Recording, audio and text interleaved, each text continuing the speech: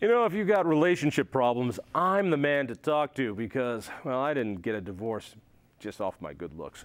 Shawn Smith is here with us, a friend of ours, also known as the Iron Shrink. Good to see you again. Good to see you. All right, now you've done some interesting books. Now you decided to do this one, A Women's Guide to How Men Think. Now you and I chatted about this long before you put pen to paper, and I told you you didn't need this. You needed a simple graph, yes. XY graph. Yeah. One line food, the other line sex. What else is there that women need to know about men? What a ridiculous book to have. Well, you could have told me that before I wrote the book. It saved me a lot of time because you told me that after I don't even see the graph in here anywhere. That's all you needed. Right. I mean, that could be the Smith graph. It'd be like the Laffer graph. Yeah. Laffer curve. All right. Well, the reason I wrote the book is because I'm a clinical psychologist and I work with couples, do anxiety and I do couples. And I see the same mistakes over and over, like a lot of therapists do. And I wanted to write something that would help women who are open to it to understand a little bit more and accept a little bit more about how we function, because we do function differently than them, obviously. There's not a lot of acceptance for that. All right, let me translate. So what I just heard was you work with a lot of couples. Yeah. And chicks are always wrong, and therefore you wrote a book on how chicks can get it right. You make a great shrink, yes. Yeah, that's basically it. So instead of just saying, you're wrong, toots, you actually put it down in words. Yeah. Sure. That's nice. Yeah. All right. The idea of men and women communicating differently, it's the butt of comedians' jokes forever. Yeah. But let me take the first stab at it, which are men are remarkably simple creatures. We usually say what we mean. We don't usually have that much depth to us, and we don't dwell on things. There's just not that much there. Whereas I think women have many layers of what they're thinking, and everything is connected to one another, and it's hard. Who knows? Yeah, let me talk about the not dwelling on it. There was a study a few years ago where researchers showed men and women these kind of gruesome pictures that were designed to elicit negative emotions. And they looked at what the men and women did in response to those pictures. And what they found with the women was that they would zero in on the disturbing content of the picture. And they would really take it in and start feeling really bad. And then following that, they would start examining their own emotion and trying to understand why they felt bad. Whereas the men did something entirely different. The men, having been trained as men, would look at these pictures and they had several different strategies for drawing their attention away from the disturbing content. So they would think about other things, or they would focus on some unrelated detail of the picture. They had several different things that they did to escape that avoidance. Avoidance, yeah, yes, basically. We're good at that. We are good at that. It keeps it nice and easy and simple. In my world, as a psychologist, avoidance is a dirty word, and especially the way men do it. My profession is not very friendly to men. We tend to think that the way women do emotions is correct, and the way you and I do emotions. How do you mean that?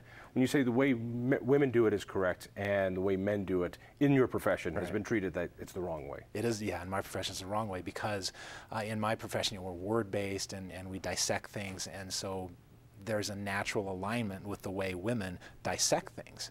And we tend to forget that there's good to the other side. Now, the way that the men and the women handled their reaction to these photos, it's not good or bad. It's just, sometimes it's useful, sometimes it's not. That same female way of processing information might not be very useful in an operating room, but it is deemed to be useful in the therapist room, and so we think that it's useful everywhere all the time, and we expect men to act like women. Is that why women use more words? That when they describe something or delve into feelings, maybe fewer expletives, but a lot more words. I heard one comedian going off on trying to get directions over the phone with his wife about something, and he finally just had to say, "My phone battery is going out. Tell me what you need." And then she would blurt it out. And of course, that's how he wanted to communicate. Just the facts, ma'am. Kind of Sergeant Joe Friday stuff. Yeah. And a lot of guys respond that way. And I did a little survey, actually a pretty big survey as I was writing this. I asked men and women from all over the place some basic questions. And one of the things that really showed up prominently, which is no big surprise, there's a lot of common sense responses, but men tend to want to connect with their women just by being with them and hanging out and doing things and sitting next to them. They don't need to talk, whereas women activity-based. Yeah, activity-based. Even if it's just sitting. Right. Whereas women Get together, watch the movie, put on the DVD. Yeah. That's quality time. Sure. Yeah. A woman might feel like she's being neglected in that scenario because they're not talking and processing and using more words. And of course, these are generalizations, but they hold, it seems. That's all the jokes about my wife won't stop talking. Right. Or my man won't start talking. Well, that's not a problem. No, that's not very funny. That's not funny.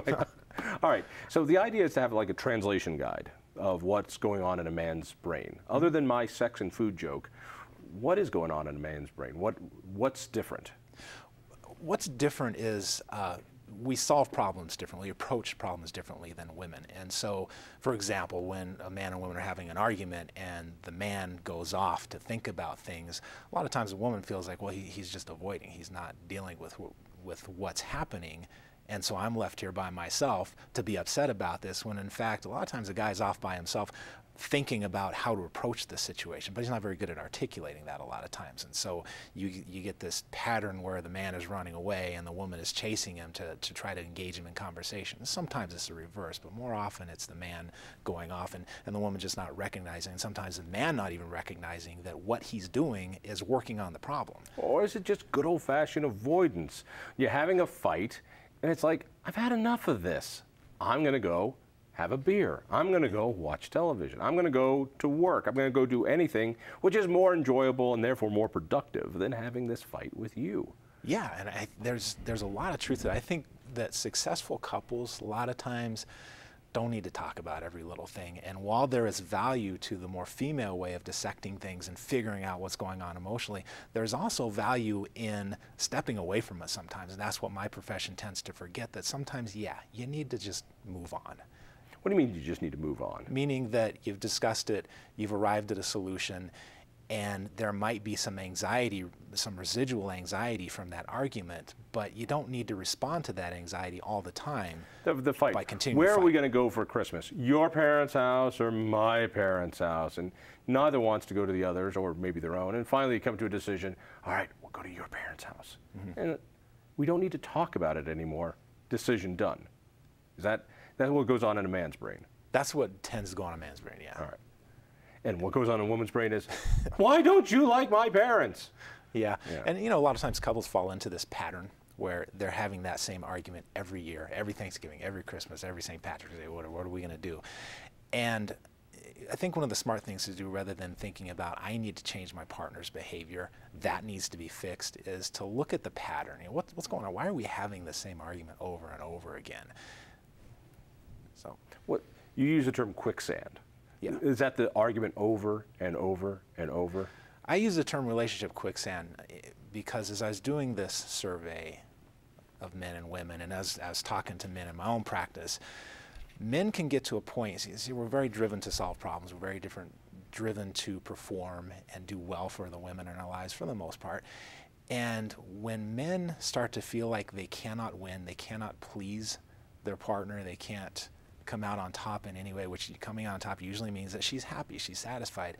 When they can't achieve that, that's when this thing creeps into the relationship where he just gives up. And once, there's two things that are relationship killers. When a man and woman start to resent each other, that kills the relationship because it's hard to get respect back. It's easy to lose it, but tough to build it back in again. And the other is when one or the other starts to think that I just can't win. There's nothing I can do here. We like fixing things, all right? We like to fix things. I even go so far as we like to fix things for women. It makes us feel good when we can solve a problem or fix whatever it is. And here it is. Here's the offering. I fixed the garbage disposal for you.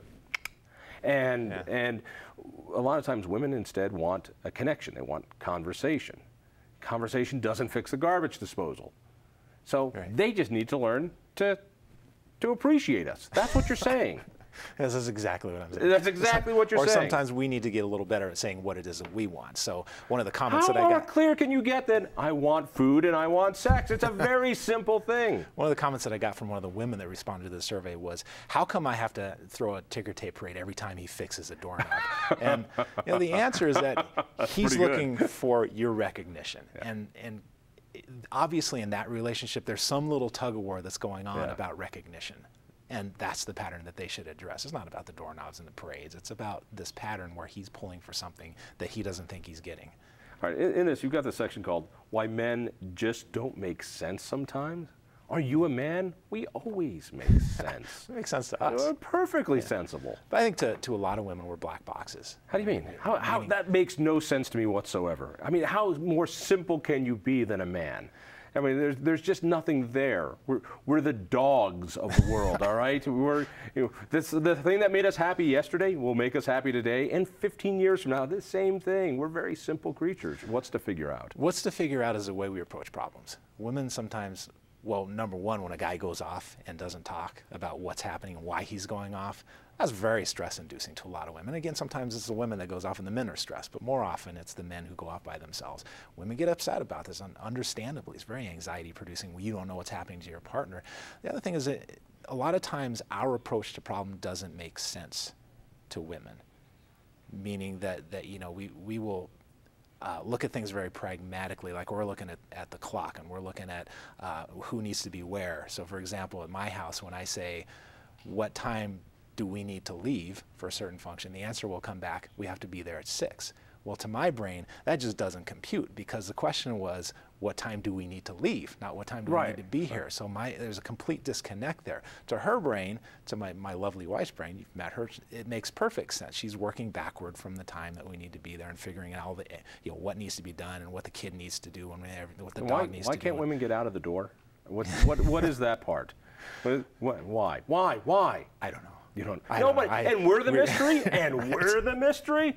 I don't think so. All right. So the idea is to get into a man's brain, and that's why this is a thin book and not the size of Moby Dick. It's pretty simple. Yeah. And a woman will find what answer in here. That's what's the gem that's going to solve all their problems. The gem is something that a lot of women don't particularly like. And so this book's frankly not for everybody. The gem is that... By the way, that's a great way to sell it. Yeah, I know. Yeah, I'm a wonderful salesman. But the gem is that when you can accept the way your partner is operating, meaning you understand how they think about things, you understand how they approach problems, when you can accept the way they are and build it into your relationship, then things go better, you know, because as I was saying before, my profession tends to throw away the male half of the equation. We say that the stoicism is no good, but stoicism is useful in some contexts. So if you can use the stoicism when it's useful, use the more emotional problem solving when that's useful, then you're firing on all cylinders. This part here, when you make it very clear, the real solution is just for the woman to lose 20 pounds and cook a little better. That's all. That's what you, thank you so much for doing it, and your lovely wife. You actually have a marriage that works. We do. Yeah. See what that'll get you in the end. Hey, and thank you. Check out the Independence Institute at independenceinstitute.org. Check out Shawn's work at ironshrink.com. That's ironshrink.com. Listen for me on KHOW Radio. Tell a friend, and we'll see you next week.